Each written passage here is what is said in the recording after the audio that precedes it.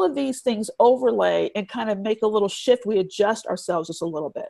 So that's why it's important to take a step back, to kind of unplug and really ask yourself, what would I do if there were no limitations, if there were no financial restrictions? What do I love? What makes me happy? What makes me excited? What would I do if money were just not an option? What do I love? What do I value? Right? Because when we build our lives and our businesses around the things that we value, we find that really money and prestige may not be the governing thing. It could be lifestyle. It could be community. It could be giving back or doing something philanthropic. It could be something that's more, with our hands, that we're creating something and, making something out of nothing. I mean, it's interesting what we find ourselves, what we can ultimately discover about ourselves. One thing about me, regardless of all the titles and the initials and everything, the thing I know that's true about me is that I'm fundamentally a teacher, an educator. That's really fundamentally who I am. I love to disseminate information that will expand and change mindsets to let people see their own brilliance and possibilities. There's no title on that, right? If that's who I'm meant to be, then I can look for, how do I do that in the world? And what am I doing now? Does it speak to that value in terms of who I am? And if it doesn't, what tweaks can I make either there, or what else is out there that speaks to fundamentally who I am? But it takes a lot of self-work to figure that out first. And that's the number one first step that any woman who feels shackled and grappling with this idea of leaving where they are because they know this just isn't it, to do that work first. Yeah.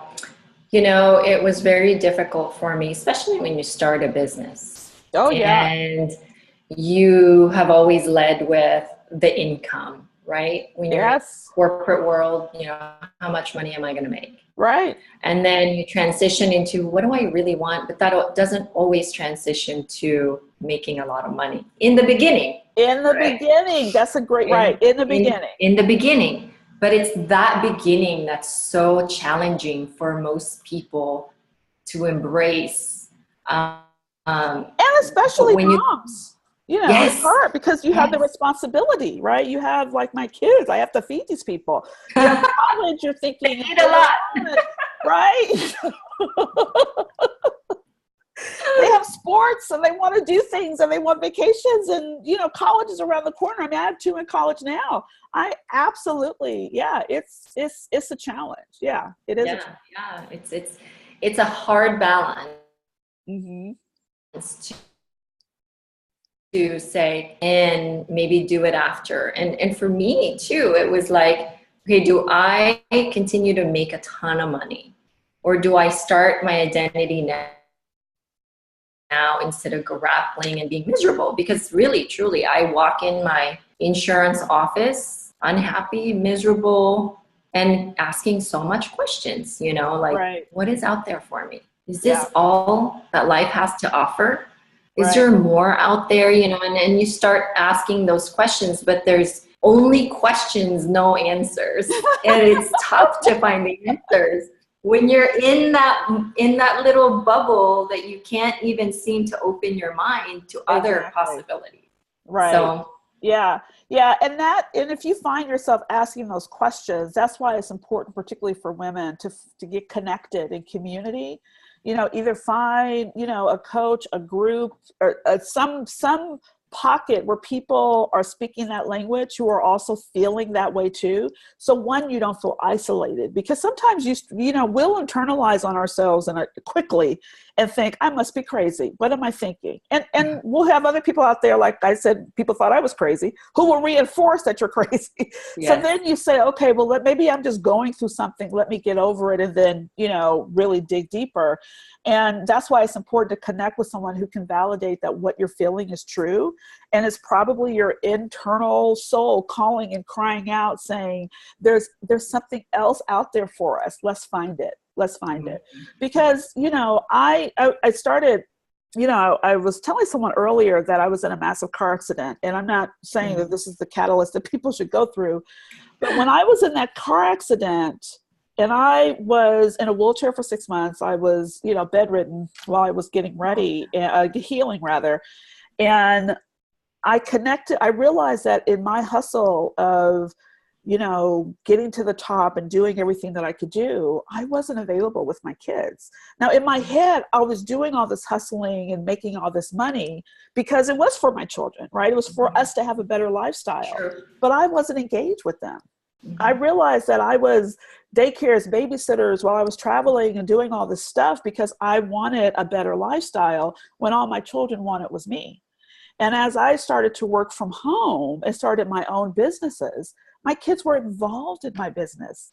So they got to see their mother, work and grow and put herself out there and own her value and have other people validate that. I mean, I would rather them see that even in the midst of what may feel like a struggle.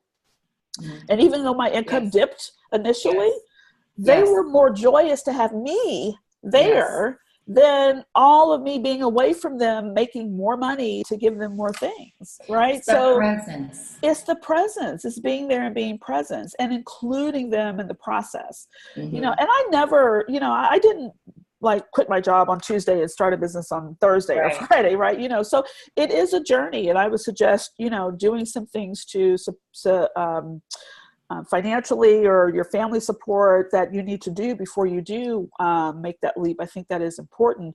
But I think creating a plan of action around how you can take action steps to get to that place is really important. And it turns what feels like this miserable job into understanding that it's just a means to an end. And your whole vision and idea around what you're doing shifts because it's going to lead you to something bigger and better. Yeah. And I always say, that it makes you be grateful of what you currently have because it's not the end all be all. Exactly. Right. Exactly. And instead of being, sour about it, it makes you understand, okay, this is a chapter. I have the power to change it. Yes. And having that control and having that sense of empowerment. And like you said, become part of a community because those are the guys or the ladies that will give you that empowerment that you're on the right track. Yes. And you just have to currently be here, but this is where you're going. But knowing that is super empowering. Oh yeah. Yeah, it is. And the other thing that's challenging and why sometimes people can't get through the kind of rough terrain when you first are starting as an entrepreneur is that it's one thing to go from being the expert and the height of your field and knowing how to rock and roll in your job and people are going to you, and all of a sudden you're a novice. You don't know squat. There's a little ego involved in moving from that. And I think sometimes, particularly the more educated or professional or successful you are, the harder it is to come down and then see yourself as a novice again. But that's a place that you have to be okay with. It's like, what Carol Dweck's book on mindset talks about, that growth and fixed mindset and the ability to know that even though you may be coming back down, starting over again, hey, you were there before to get where you were now, right? So starting over, just staying in that space and being a student and being open to learning and not feeling like you have to be in the know anymore will really also help shift that mindset to be able to build that business from what seems like nothing to something more and better. That's a hard one too. That's a really hard one. Yes. It's very humbling to become an entrepreneur and a novice at what you do. And what's funny, you say that because you used to be this rock star expert in your industry and you finally arrived after 15 years, right? Right. And then all of a sudden you turn the wheels back and you turn yourself back to, pretty much chapter 1 of your journey. Yeah, that's what it feels like. And you're alongside 25-year-olds and now you're 30, 40, 50 and you're like, what? I know. Well, in fact, we talked about my company, and when I go on stage and introduce myself and what my background is, because I'm so self-aware of, and I'm no longer, I'm already okay with letting it all go, and all those titles and all those accolades and all those, ego, Yeah. right?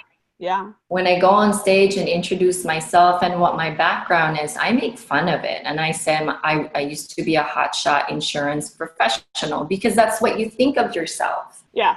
Yeah. That's why you don't want to let go of it, because you're finally here and all of a sudden you're letting it all go. But now being self-aware and being okay with the fact that it's okay to start over so long you're on the right track. Yeah. I just make fun of it. Yeah. Yeah, I do too. Usually when people introduce and talk about all the letters behind my name, I'm like, I'm just overeducated. That's all. Let's talk about that, because there's this, with the new technological advancement, that everybody can literally have every opportunity if they want to. Because of the internet and all these apps and everything that is available, it's never been easier to become an entrepreneur, right? Yes. So let's talk about education, because there is a new stigma about education, in that it's a waste of money and it's a waste of time. And so if you were talking to a mother right now, again, our podcast is mother-centric, right? Yeah. And they want to go get it, like whatever they desire. They're finally at that stage where they're ready to go. And I know some moms have come to me and say, I think I'm going to go back to school. Right? Yeah. So being a very highly educated individual and a woman of color that's beautiful inside and out, what can you advise someone like that? Because there's new stigma of, the student loan mafias, don't go to school. There's a ton of other courses you could take. You could become successful with or without school, etc. Yeah. So my first thought is, you have to know why you want to go back to school. So for example, if there's kind of like if you think of it like a flow chart, if you know your values, if you know what it is you want to do, even if you know what kind of maybe business that you want to create, you have to ask yourself, okay, is there something I need to know to be successful? Right? So if you want to become a social worker, well then, yeah, you need to go back to school and get your degree in social work. But if you want to be an entrepreneur who wants to set up a bakery shop because you are a badass baker and you know the ins and outs of how to just make things melt in your mouth, and when people look at your stuff, they've told you for years that you need to open up a shop, and you're like, oh, I don't know, I never really went to school, and should I really do that? Then you have to ask, what do I need? Do I need to get a degree to do that? You don't need an MBA to open up a bakery, right? You don't need an MBA to be, a coach, if that's something that you want to do. What you just need to do is to mind what it is that you want to do and put out there in the world. And if you do need a little bit of, maybe there is a little class that you want to take on marketing, because that's something that most of us do not know anything about. Yes. So, but you can take a little class on that. You don't have to go back to school and get a degree. But you also want to think about, how do you like to learn, right? How do you take in information? It's not the extra degree that you actually need, unless it's to serve a purpose, because you can only practice something if you have those credentials or that type of licensing, right? So if that's the case, but you have to examine that based on what it is that I want to do and where are the skill sets I feel like I'm missing. So even though, yes, I have a law degree, I have a doctorate degree, I know that I took some courses on coaching, because I understand it theoretically, the concept of it, but before I started working with my clients, I thought it would be good to take a few little courses on how to coach people. Like, what are the ways to think about that? Because as a lawyer and as an instructor, I'm good at telling people what to do. So I see myself more as a consultant than I do a coach, because I'm usually like, okay, do this, do that, don't do that. And I'm good at that. And most of my clients like that as well. But in terms of that whole coaching kind of philosophy and pulling things out, I thought I would take a little bit more courses around that. I did some NLP work, to understand, getting really deeper into people's mindsets. So I took a few things that didn't require me to go back to school to really just augment what was already there, just to make whatever was viable and useful for me and my skill sets, just to give me that well-roundedness. But in order to do what it is that I do on a whole, I don't think you need to go back to school unless it's in service of what it is that you're trying to do. Got it. Yeah. So you're saying that you take a lot of little courses to clean it up and organize things, right? Exactly. To give me some insights. I believe we should all be, I definitely am, but I believe we should all be lifelong learners. I never believe that anyone reaches the pinnacle of anything, particularly because, as you said earlier, we're in a dynamic, changing, fast-paced, moving, technological society. So we have to, like, every now and again drop in on something just to hone our skills and make sure we're up to date in whatever it is that we're providing, that we know who are some of the thinkers, what are some of the latest technologies, before we make a determination that, that's not for me, or no, I do need to incorporate that. But the only way you know that is if you learn that through knowledge. And that's whether you get a couple of books and you read deeply around things and educate yourself, or you get into a group and listen to a couple of great speakers, if that's all you need, or if you take a few things on, Udemy, or sit in a class, audit a class at a local community college, or just sit down with somebody who's great in the field and have a conversation with them, or work with a coach. Right. Yeah. So there's multiple ways to get that additional skill set that you feel is missing. But I feel, going back to your original, kind of question, I think the challenge is women think they have to go back to school, or moms particularly, particularly if they've stayed home, because they don't value the skill sets that they've developed as the CEO of their home. Their financial management, and watching the budget, right? Yeah. The team development and group work they've done for managing their kids, their CEO training of working with their husband to help him be the best that he could potentially be, right? So we've been the little CEOs, COOs, and CFOs of our home for years, and we know how to problem solve. We know how to do. We have negotiation skills. We have conflict resolution skills. We have budgeting skills. We have, decorating skills. We have, there's so much that we bring to the table by being in that structure. But just because it's not valued societally doesn't mean you are not a boss at home. I love that. It transfers to being a boss in your business. Wow. I never even, you're very right on the money with that, but I never even translated in those words, which is super true. And that is like an aha moment for me. Even, right? So, and it's true. Yeah, because, and so a lot of times as women, we look for external validation of our skills when we just need to mind the fact that we have it going on already. And look at, that's why taking that step back and just doing that journaling to figure out what it is you love, what it is you value, what it is you have to offer, what is it you've been doing, as the foundation of figuring out what your next steps are. And journaling is so simple yet often overlooked. I hadn't always journaled for a very long time, and then I started journaling, and it really, I call our brain as like supercomputer. Yeah. And it's like how you download information and make it permanent in your brain by journaling. Yes. And it creates that higher level of mindset when you journal, reflect, meditate. Those three things is like a must for every person.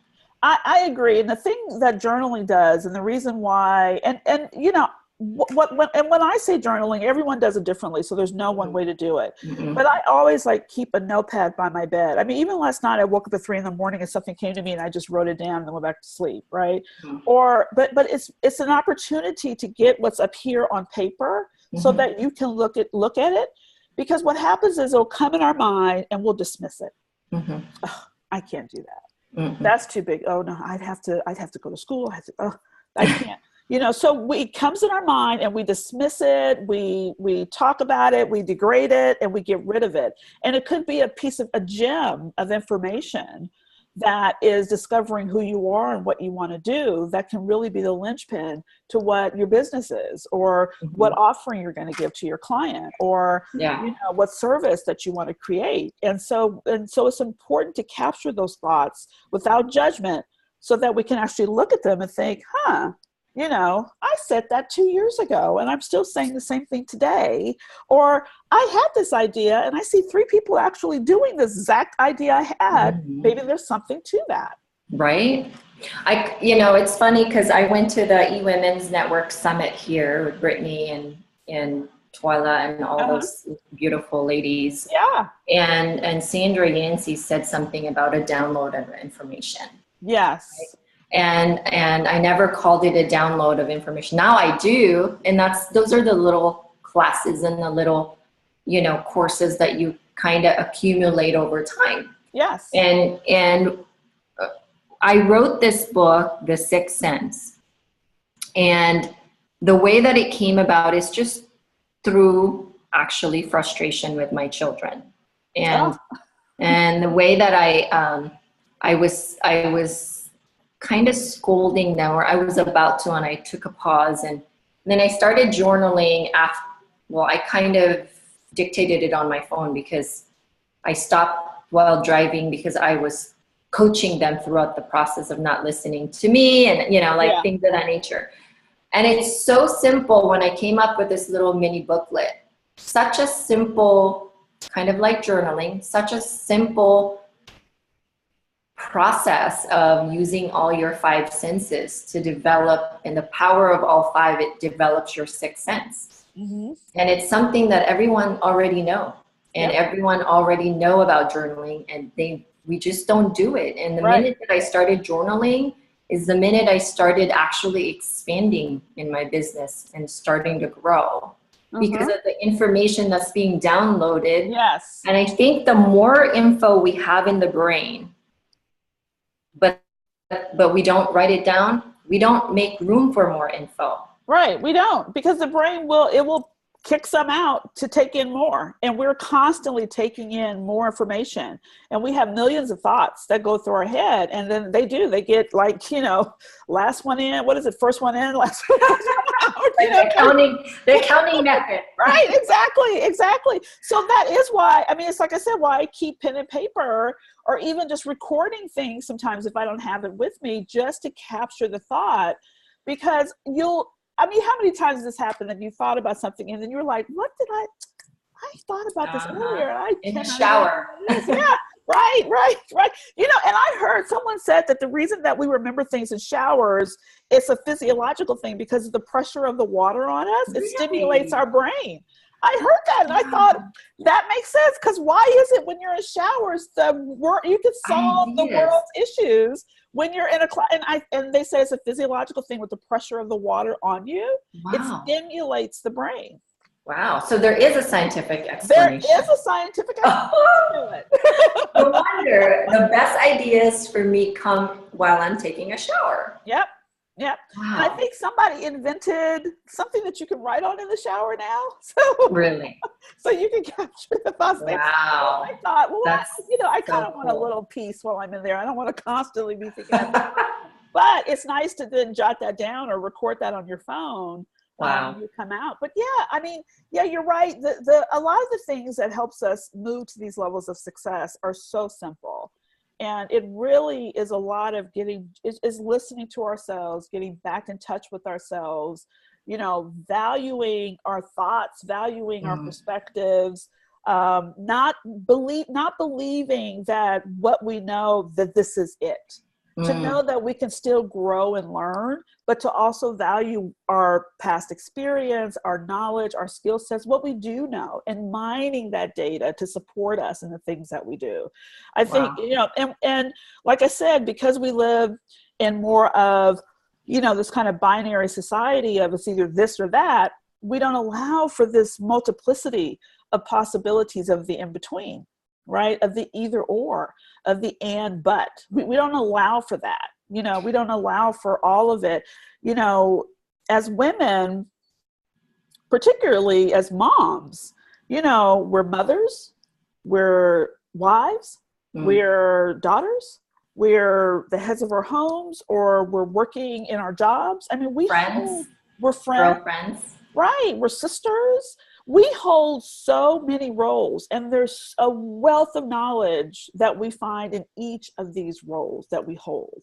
And we have to just mine that information, and journaling really helps you to do that by just jotting down experiences or thoughts, or like you said, when Sandra made the comment about download, you're like, oh, I love that framing, right? And that just makes sense and it resonates. So just to capture those thoughts and experiences and just reflect upon them later on, man, you're right.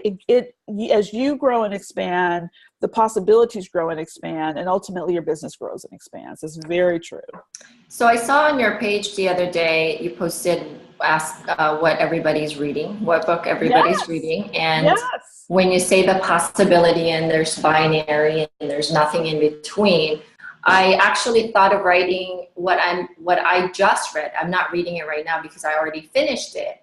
It's called The Art of Possibility. And it's funny you mentioned that, because I thought of writing it in your comment and I totally forgot because I got sidetracked. Yeah. And then you mentioned the binary, but The Art of Possibility was written by musicians, two couples, like husband and wife. And they talk about the way that they teach music and talk about stories about people creating the possibility. And there's a professor in that story in the book, which, by the way, I highly recommend you read the book. Okay. I'm writing it down before I forget. Yeah, journal it. Yes.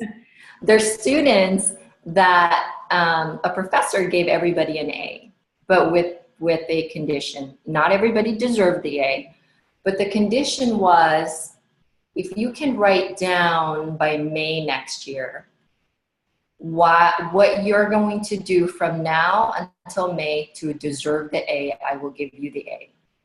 Which is so amazing, I think. That is amazing. Yeah, and so he gave everybody an A.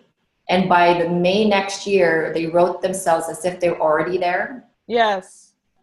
And then they reread it, and all of them either achieved it, deserved the A, or went above and beyond it. It's just creating the art of possibility. It's mindset. It's fine-tuning the mind. It's total mindset. And it's the ability to visualize the possibilities in front of you. And when we can see beyond what's here and open our minds up to what's over there, then we can actually get there. And that's the self-worth, I think, a lot of women. It's like beyond the vision is, you deserve to be happy. You deserve to go after your dreams. You deserve everything that you ever want and desire. Yeah. And that would be a great question. Like, where would your life be without limitations a year from now? Right. Yeah. And to write that out and then watch that come to fruition. I mean, I believe in manifesting and the visualization and mantras and speaking truth, because I believe everything has energy, and that we have the opportunity to shift that energy, and we can actually open up the world to allow us to achieve the things that we want when we actually engage at that level of thinking. I will read that book. That's fabulous. So we've got about 8 minutes, and I want to honor your time here, but I don't want to forget the question. A couple of questions is, number one, what book are you reading right now, and what thought leader are you following, and why? Okay. So I have been knee deep into Brene Brown, whom I love. And I am reading, of course, The Gift of Imperfection is the current one I'm reading. And I finished Braving the Wilderness, which was the last book that I read of hers. And I love her right now because I feel like I can relate to her on so many levels. A lot of her work talks about courage and really owning your authenticity, living in your imperfection and letting that be okay, and figuring out how to live your best life even with that.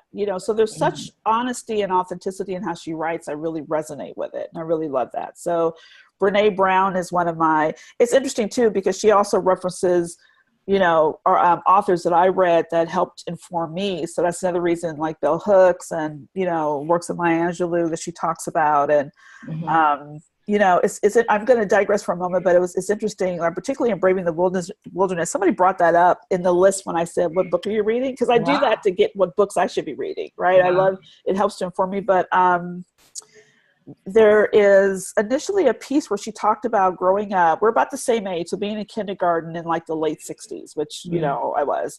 And how her full name is Cassandra Brene Brown. And back then, there were a lot of African Americans named Cassandra. So there was this assumption before people saw her that she was Black. And so she said she would get around people like African Americans, and they're like, wait a minute, you're not Black.